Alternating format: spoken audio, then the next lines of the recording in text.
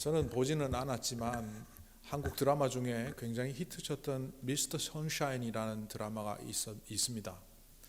거기에 이병헌이라는 배우가 열연했던 그 인물은 실제로는 황기환이라는 실존 인물을 바탕으로 해서 만들어진 드라마라고 합니다. 그동안 한국을 위해서 참 헌신을 했음에도 불구하고 전혀 알려져 있지 않던 황기환 그 애국자가 100년 만에 한국으로 유해가 송환되게 되었다고 합니다. 불우한 환경에서 마치 버림받다시피 미국으로 건너와 미국 시민으로 살며 이곳에서 안위한 삶을 살 수 있었음에도 불구하고 그 가난한 조국, 자기를 버린 듯이 떠나보내게 했던 조국을 잊지 못한 채 미국 시민으로서 한국의 독립을 위해서 애썼던 한 인물은 잊혀진 존재에 불과했지만 미스터 선샤인이라는 드라마를 통하여 부각되었고 이제 한국 사람들의 머릿속에 각인이 되어 결국 그 유해를 한국으로 송환하게 되었다고 합니다. 제가 성찬의 재정의 말씀에서 나누었지만 익히 알려진 사람들, 윤봉길, 안중근 이런 분들도 그 시대에는 정말 누구도 알아주지 않는 어둠의 길, 좁은 길, 가시밭길을 걸어갔던 사람들입니다. 그런데 오늘날 우리가 이 밝은 광명천지를 누리며 대한민국이 세계 열강들과 어깨를 나누는 나라로 성장할 수 있는 계기는 바로 그분들의 그 헌신과 섬김이 있었기 때문에 가능한 겁니다. 성경에도 보면 그런 인물들이 곧잘 보이고 등장합니다. 빌레몬스를 보면 여러분들은 전혀 알지 못하는 한 여성의 이름이 나옵니다. 이 여성 아비아라는 이름은 여기에만 등장합니다. 빌레몬스는 얼핏 알기를 빌레몬의 집에서 노예로 살아가던 오네시모가 도망을 갔고 이 오네시모가 로마나 그 인근에서 바울을 만나 예수님을 영접하게 됐고 과거에 자기의 잘못된 모습을 돌이키며 다시 골로새 지역으로 돌아가고 싶어하는 그에게 편지를 하나 써준 것이 빌레몬서고 그 주인이었던 빌레몬에게 이제 오네시모는 너희 집에 도망나간 종이 아니라 같은 그리스도 안의 형제로 골로새 교회의 성도로 받아들이라는 그런 편지의 내용이라고 우리는 알고 있습니다. 옥중에 갇혀있던 바울이 오네시모의 손에 들려준 그 서신의 내용은 그러한 것이고 이 수신자는 빌레몬이라고 우리는 알고 있습니다. 그런데 빌레몬서 1장 1절부터 3절을 읽어보면 전혀 의외의 인물들이 등장하고 있음을 보게 됩니다. 제가 빌레몬서 1장 1절부터 3절을 예전 번역으로 읽어보겠습니다. 그리스도 예수를 위하여 갇힌 자 된 바울과 및 형제 디모데는 우리의 사랑을 받는 자요 동력자인 빌레몬과 자매 아비아와 우리와 함께한 병사된 아키포와 네 집에 있는 교회에 편지하노니 하나님 우리 아버지와 주 예수 그리스도로부터 은혜와 평강이 너희에게 있을지어다. 인사말로 시작된 이 문구들을 보면 이 골로새 교회는 빌레몬의 집에서 시작되었구나를 알 수 있습니다. 그리고 이 빌레몬은 가장 중요한 골로새 교회의 지도자였음을 알 수 있습니다. 그런데 여기에 등장하는 아비아 그리고 아키포는 누군지 알 수가 없습니다. 아키포는 다른 곳에도 한번 등장하긴 하지만 이 아비아라는 여성은 성경 유일하게 이곳에만 등장합니다. 그를 일컬어 자매 아키포라고 기록하고 있습니다. 많은 신학자들이 이 여성이 누군지 찾아보았고 결국 설왕설래 연구의 결과들을 내어놓았습니다. 그 여성은 바로 빌레몬의 아내였을 것이라고 주장하는 학자가 있고 아니다, 뒤에 나오는 아키포의 아내였을 것이다 이렇게 말하는 사람도 있고 또 혹자는 자매 아비아라고 하는 거 보니까 빌레몬의 누이 동생쯤 된다고 그렇게 설왕설래 각자의 의견을 개진하고 있지만 그 어떤 것도 정확한 근거는 없습니다. 그런데 이 사람이 어떤 누구의 아내냐 아니냐, 이거는 조금만 로마의 문화를 알면 이거는 아내가 아니다라고 짐작 가능하게 됩니다. 로마에서 부부를 기록할 때는 항상 같이 묶어서 기록합니다. 성경의 그 유명한 바울의 동역자 브리스가와 아굴라를 설명할 때도 항상 브리스길라와 아굴라 혹은 브리스가와 아굴라 이렇게 묶어서 설명을 하지 따로 이야기하지를 않습니다. 그러니까 그것으로 짐작컨대 이 아비아는 빌레몬의 아내일 가능성이 낮습니다. 누구의 아내인지 이거는 중요하지 않습니다. 그런데 이 여성은 바로 골로새 교회를 지도하던 3인의 리더십 가운데 한 명이었다는 것을 오늘 빌레몬서 조금 전에 읽어드린 것을 통해서 발견할 수 있습니다. 그러니까 오네시모가 골로새 지역에 가서 잘 지내려면 그 전에 주인이었던 빌레몬만 그것을 용납해서 되는 것이 아니라 골로새 교회가 그 사람을 더 이상 노예가 아니라 교회 안에 형제로 받아들이기 위해서는 이 세 명의 지도자의 협력이 필요했고, 이 세 명의 지도자들을 통하여 골로새 교회 성도들을 설득할 필요가 있었기 때문에 바울은 빌레몬 개인에게 보내는 같은 이 편지를 바로 이 세 사람에게 보내는 편지로 바꾸어서 보낸 것이고, 후대에 이 편지를 빌레몬서라고 이름을 붙인 것일 뿐, 이것은 정확히 빌레몬 아비아 아키포서라고 하는 것이 더 정확하다 볼 수 있습니다. 이처럼 당시에 사람의 숫자에도 포함되지 않고 여성을 그 남편의 소유물처럼 생각하던 유대인의 여성을 대하는 태도와 또 당시에 여성을 한 가문에 소속된 물건처럼 대하던 로마의 문화 속에서 성경은 여성을 독립적인 사람으로 대하고 있다는 것을 오늘 말씀을 통하여 또한 빌레몬서를 통하여 발견하게 됩니다. 이뿐만 아닙니다. 바울의 서신들을 보면 바울을 도왔던 많은 여성들이 등장하고 있습니다. 로마서 16장에 보면 겐그레아 교회를 지도자로서 섬겼던 베베라는 여성이 등장합니다. 또한 좀 전에 말했던 브리스가라는 여성은 예전에 사도행전을 제가 나누면서 자세하게 설명을 드렸습니다마는 로마의 명문가의 딸로 보여지는데, 이 여성은 남편을 이끌어가며 브리스가와 아굴라라고 표현될 만큼 늘 앞장서서 사역하던 여성이었다. 그리고 이 여성은 에베소 교회가 초창기에 자리를 잡는데 혁혁한 공헌을 한 바울의 동역자다, 이렇게 소개한 적이 있습니다. 뿐만 아니라 바다 건너 마게도냐 지역에 첫 선교를 시작했을 때 빌립보에서 교회를 세울 형편이 안 되어서 결국 한 여성을 만나 교회를 세우게 되는데, 그 바울을 도왔던 그 여성의 이름은 자주장사 루디아라는 여성입니다. 이뿐만 아니라 많은 기도의 동력자, 함께하는 사역자들이 여성이었다는 것을 바울의 서신들을 통해서 볼 수 있습니다. 그런데 이게 보통 어려운 일이 아닙니다. 그러니까 여성은 좀 전에도 말씀드렸던 것처럼 사람을 셀 때 숫자에 들어가지 않습니다. 게다가 당시에 유대인은 물론이고 로마인조차도 아내는 남편의 소유물로 생각하던 시대입니다. 독립적으로 판단하고 결정할 수 있는 권한이 없었습니다. 이런 사람들이 내가 예수님의 제자가 되겠다 결정하는 것, 그리고 예수님의 제자가 되어서 그분을 섬기고 따르겠다라고 행동하는 것은 오늘날 우리가 생각하는 것과는 너무나 어려울 만큼 차이가 있는 어려운 일들이었습니다.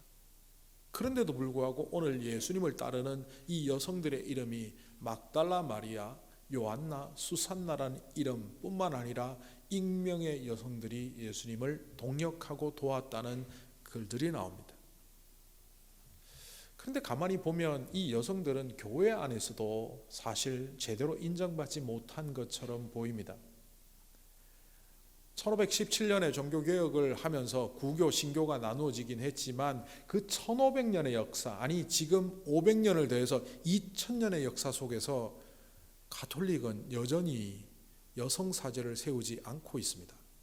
뿐만 아니라 개혁한 교회, 개신교라고 하는 장로교 교단 중에서도 보수 교단에서는 여전히 한국에서 목사 안수를 여성에게, 장로 안수를 여성에게 주지 않는 교단들이 상당수가 있습니다.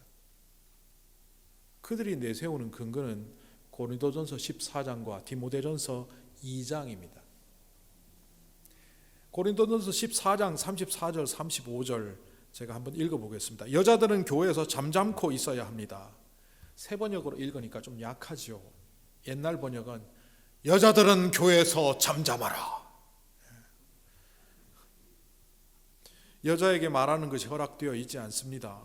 율법에서 말한 대로 여자들은 복종해야 합니다. 배우고 싶은 것이 있으면 집에 가서 자기 남편에게 물으십시오. 여자가 교회에서 말하는 것은 자기에게 부끄러운 일입니다. 교회에서 여성들이 말을 하지 말랍니다. 문자적으로 봤을 때 그렇습니다. 디모데전서 2장 11절부터 12절은 또 이렇습니다. 디모데전서는 에베소 교회에서 사역하고 있는 디모데에게 바울이 보낸 첫 번째 편지입니다. 여자는 조용히 언제나 순종하는 가운데 배워야 합니다. 여자가 가르치거나 남자를 지배하는 것을 나는 허락하지 않습니다. 여자는 조용해야 합니다. 여기서도 여자는 조용하랍니다. 그런데 이 디모데전서에서 나오는 여자, 남자는 더 정확하게 번역하면 아내와 남편이라고 하는 것이 맞습니다. 다시 바꿔서 읽어보면 아내는 조용히 하십시오. 교회에서 남편을 무시하고 나서서 말하지 마십시오. 남편 앞서서 말하지 않기를 바랍니다. 교회에서.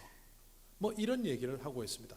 어쨌든 이 디모데전서 2장과 고린도전서 14장은 여전히 오늘날까지 여성의 리더십을 교회에서 인정하지 않거나 그것을 하찮게 여기는 것처럼 그렇게 생각되고 있습니다. 바울이 어떤 때는 동력자들과 함께 했음에도 불구하고 왜 고린도전서나 디모데전서에서는 이토록 여성 리더십을 인정하지 않고 있는 걸까요?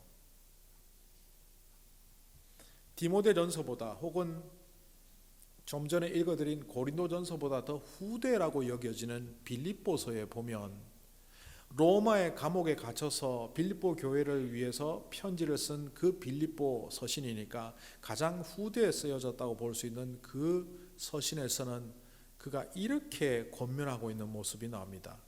나는 유오디아에게 권면하고 순두계에게 권면합니다. 주님 안에서 같은 마음을 품으십시오. 이 순두계 그리고 유오디아라고 이름 붙은 이 사람은 두 사람 다 여성입니다.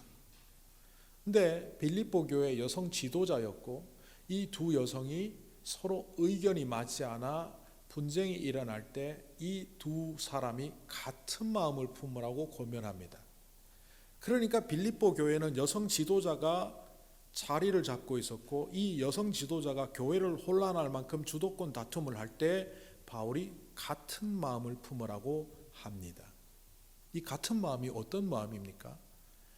빌립보서 4장에서 같은 마음은 결국 빌립보서 2장에서 말했던 너희 안에 이 마음을 품으라 곧 그리스도 예수의 마음이니 했던 그 마음입니다. 그리고 그가 빌립보서 1장에서 그토록 강조했던 나는 그리스도의 심장으로 너희를 사랑한다라고 했던 그 그리스도의 사랑의 마음을 같은 마음이라고 표현했을 겁니다. 빌립보 교회는 설립 초기에 이미 루디아라는 여성 리더십을 통해서 세워졌습니다. 그러다 보니 빌립보 교회는 여성 리더십이 굉장히 강했습니다. 이처럼 이 여성 리더십들이 강한 교회들이 있습니다. 그렇다면 고린도전서의 그 말이 왜 이 교회는 적용이 안 된 걸까요?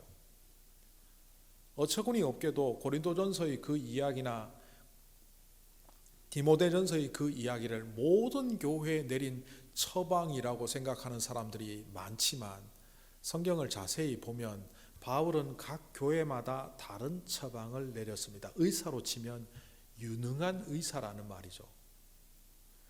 제가 어릴 때만 해도 한국의 의료 상황은 그렇게 좋지 않았습니다. 70년대에 아이들이 배가 아프다 그러면 그때 우리들은 그게 일본 말인지도 모르고 썼는데 아까진기 배꼽에 발라주는 할머니들이 꽤 있었습니다. 빨간 약을 배 아픈데 왜 바릅니까? 그 소독약인데.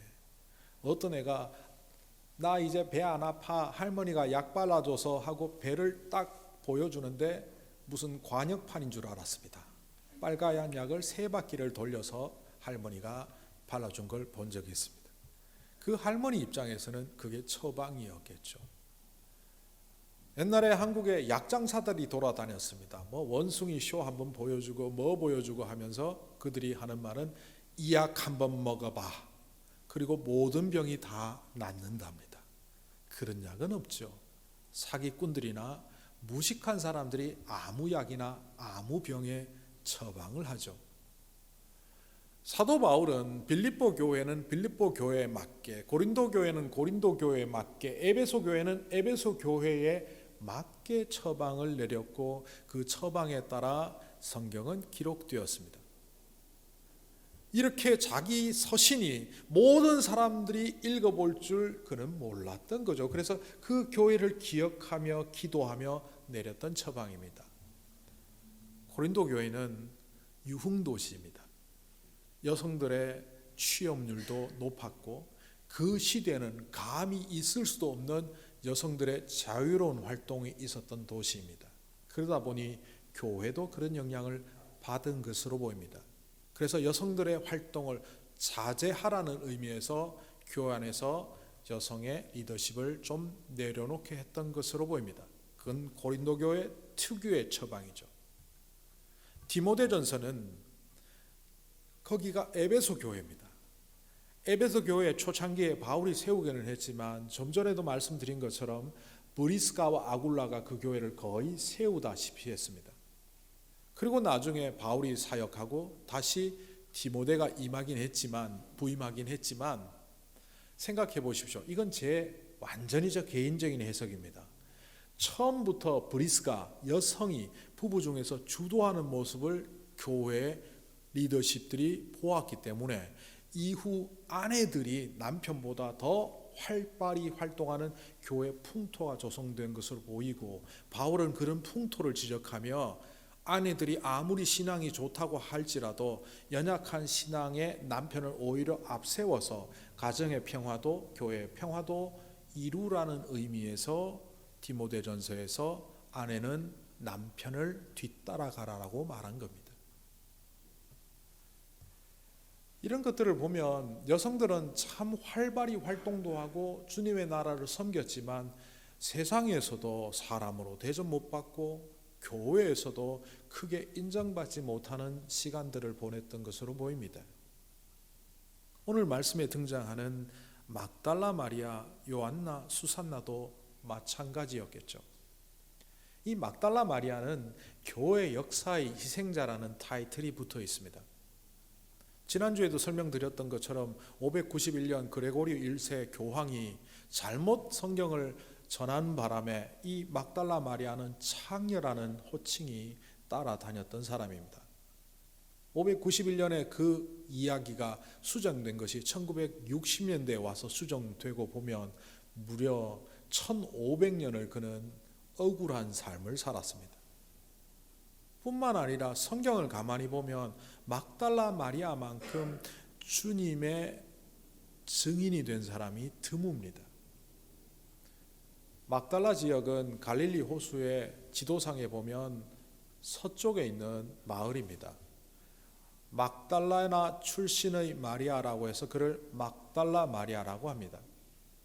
성경의 내용대로라면 7 귀신을 들린 여인이었고 예수님이 그 병을 낫게 해주셔서 그래서 예수님을 추종하는 제자가 되었다, 이렇게 성경은 기록하고 있다고 합니다. 그런데 한 연구가가 그것을 뒤집는 글을 쓴 걸 제가 본 적이 있습니다.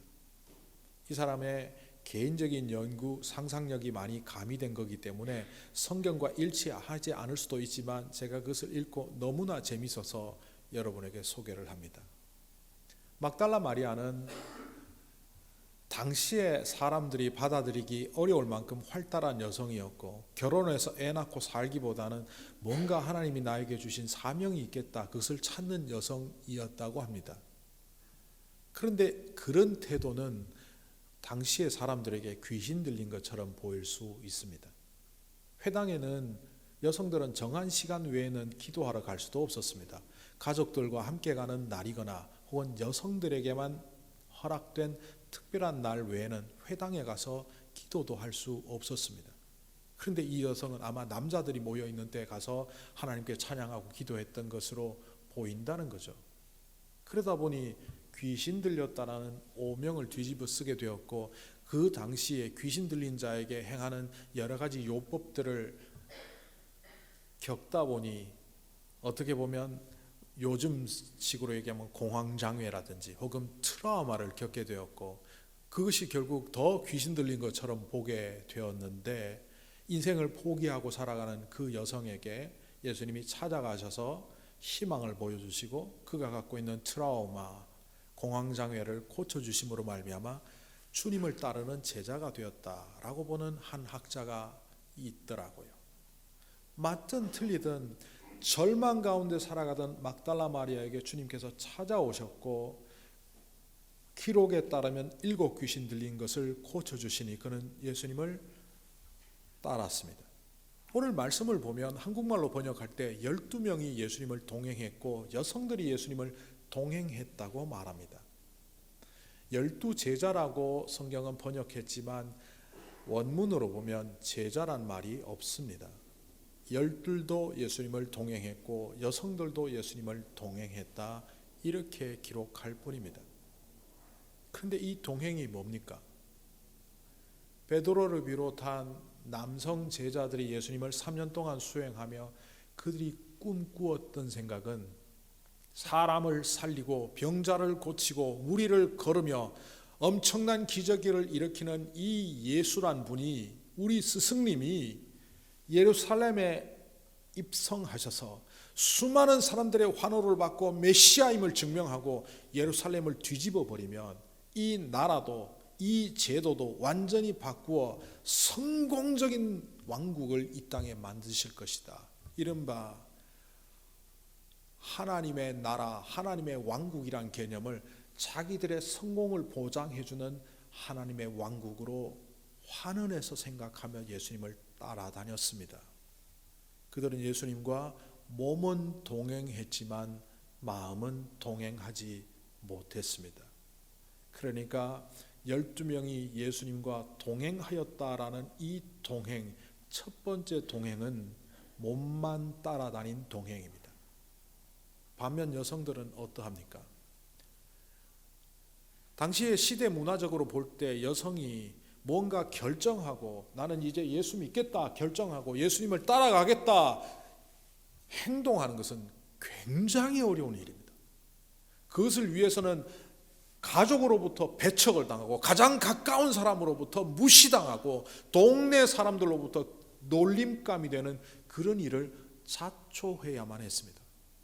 뭔가 얻으려고 한 것이 아니라 내어놓으려고 한 동행이었다는 겁니다. 그래서 오늘 성경에서 기록하는 것처럼 그들의 동행은 결국 예수님의 식사와 의복을 제공받는 헌신으로 이어졌고, 예수님의 수행하는 제자들과 함께 살아갈 수 있는 삶의 방편들을 제공하는 헌신이 되었다, 이렇게 기록되고 있습니다. 여러분의 주님과의 동행은 뭔가를 얻으려고 하는 첫 번째 동행입니까? 아니면 뭔가 드리려고 하는 드림의 동행입니까? 이 막달라 마리아는 교회의 희생자라는 타이틀이 있다고 앞에서 말씀드렸는데,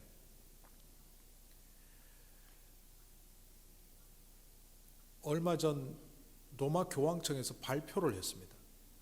그러니까 바로 얼마 전은 아니고요, 2016년도에 그를 일컬어 이렇게 소개를 했습니다. Apostle of the Apostles. 이걸 정확하게 번역하면, 문자적으로 번역하면 사도들의 사도라고 되어 있지만 그 설명을 읽어보면 이런 겁니다. Apostle to the Apostles. 부활의 소식을 첫 번째 목격하고 부활하신 예수님을 사도들에게 전달한 전달자라는 거죠. Apostle이라는 것은 보냄을 받은 자, 메신저라는 의미니까 부활의 소식을 첫 번째 접하고 사도들에게 가서 그것을 전했다. 그러니까 사도들의 사도라는 의미죠. 또 다른 의미는 눈에 보이는 하나님의 나라를 꿈꾸고 있던 다른 남자 수행 제자들에 비하여 이 막달라 마리아는 보이지 않는 하나님 나라를 예수님과 같이 꿈꾸었고 그것을 예수님 편에서 제자들에게 전하다 핍박도 받았다는 겁니다. 제 상상력이 아니라 1945년도에 발견된 나그 함마디 문서에 나오는 내용입니다. 나그 함마디는 이집트의 한 지역입니다. 거기에서 초창기 신약교회의 문서들이 발견이 되었고 그 문서들에 나오는 내용들을 조금 읽어보면 쉽게는 이런 내용이 있습니다. 예수님이 막달라 마리아를 지극히 아끼니까 베드로가 질투하는 장면이 나옵니다. 그런데 이것은 학자들에 의하여 이렇게 조명이 되었습니다. 초기 신약교회에 막달라 마리아의 영민함, 영적인 리더십은 막강했는데 다른 제자들은 못 알아듣는 말을 막달라 마리아는 잘 알아들었고 보이지 않는 하나님의 나라에 대한 꿈을 그 사람들에게 전할 때 베드로를 비롯한 남자 제자들이 질투했고 그 질투의 영향력은 결국 로마 교황청 카톨릭이 베드로를 중심으로 이루어지면서 막달라 마리아를 인정하지 않게 되었다. 그리고 심지어 591년 그를 창녀로 굉장히 비하하는 설교까지 나오게 되었다. 그랬던 교황청이 2016년 그 모든 것이 잘못되었다고 선언하며 막달라 마리아는 사도들의 사도, 그 또한 사도라고 호칭하기 시작했다는 겁니다. 하나님의 나라를 위해서 일을 하다 보면요, 세상으로부터 인정 못 받을 수 있습니다. 하나님의 뜻을 따라 살아감에도 불구하고 교회에 있는 사람들조차 나를 인정하지 않을 수 있습니다. 우리는 어릴 때부터 어떻게 교육을 받았습니까? 인간의 역사 속에 각인이 되고 인간의 역사 속에 위대한 인물로 올라가고 그래서 많은 사람들이 칭송하고 인정하는 사람이 되는 것이 행복의 근간이라고 배우며 살아왔지 않습니까? 그런데 주님의 십자가의 길을 따라가다 보면 어느새 내 이름은 사라져 익명이 되기도 하고 오명이 되기도 하고 심지어 세상 사람들로부터 놀림감이 되는 놀림감의 이름이 되기도 합니다. 그런데 동행이 뭡니까? 같이 갈 때 즐겁고 좋은 일만 생길 때만 동행을 하는 것이 아니라 힘들고 어려울 때도 같이 가는 것이 동행이지 않습니까? 동행자로 살아간다는 것은 같은 방향을 봐야만 가능합니다. 한 길을 걸어갈 때 같은 곳을 보지 않고 다른 길을 보기 시작하면 결국 갈라지겠죠. 예수님을 막달라 마을에서 만나 동행했던 그는 예수님의 십자가 아래서 주님의 시신을 마주할 때도 동행했고 예수님이 부활하시는 무덤 앞에서도 동행했고 그 이후 자신의 삶을 바쳐 복음을 전하는 길에서도 보이지 않는 예수님과 동행하는 삶을 살았던 막달라 마리아. 우리의 동행은 어떤 동행입니까? 믿는 사람들 중에서도 여전히 주님을 이렇게 오해하는 사람들이 있습니다. 주님이 우리를 사용하신다. 나쁘게 얘기하면 주님이 우리를 이용하신다. 사실 우리가 없어도 주님의 나라에 아무런 지장이 없습니다. 여러분의 헌신이나 여러분의 드림이 없어도 주님의 나라는 흔들림이 없습니다. 그런데 왜 하나님은 우리에게 충성하라, 우리에게 헌신하라, 우리에게 희생하라를 요구하실까요? 다른 사람들을 위해서 우리를 사용하시고 나쁘게 말하면 이용하시는 걸까요? 7 귀신 들린 자로 살아갈 수밖에 없었던 막달라 마리아를 주님께서 부르셨고 그를 십자가의 증인으로, 복음의 증인으로, 부활의 증인으로 사용하시며 주님은 막달라 마리아를 완성해 가셨습니다. 그는 놀라운 충성과 헌신을 하긴 했지만 주님은 그것을 위하여 막달라 마리아를 세우신 것이 아니라 바로 그를 온전한 사람, 복된 사람, 완성시켜 나가기 위하여 주님은 막달라 마리아를 부르신 겁니다. 그처럼 우리를 충성하라, 주님의 나라를 위하여 헌신하라 하시는 이유도 동일합니다. 여러분, 복된 인간으로 살고 싶으면서도 늘 복되지 않은 상황 속으로 들어가지 않습니까? 조금만 내 뜻대로 되지 않으면 하나님을 원망하며 하나님께 막 항의하지 않았습니까? 하나님께서 우리를 복이다 선언하셨음에도 불구하고 내 눈에 보이는 손에 잡히는 복이 잡히지 않으면 무슨 복이 내게 있냐고 오히려 여러분의 신세를 한탄하지 않으셨습니까? 아직도 주 안에서 완성되지 못한 우리들의 모습이 그런 모습들입니다. 그런 모습들은 결코 우리를 복되게 할 수도, 우리를 행복하게 할 수도 없습니다. 이런 우리를 위하여 한 마음을 품고 주님과 같은 곳을 바라보자고 하십니다. 바로 그 같은 마음, 같은 곳을 보는 그것을 통하여 우리가 참으로 주님을 닮아가며 복된 사람이 되며 완성된 인간이 되어서 주님 앞에 서도록 하시기 위하여 오늘도 주님과 온전히 동행하는 우리들이 되도록 주님은 요청하고 계십니다. 기도하겠습니다.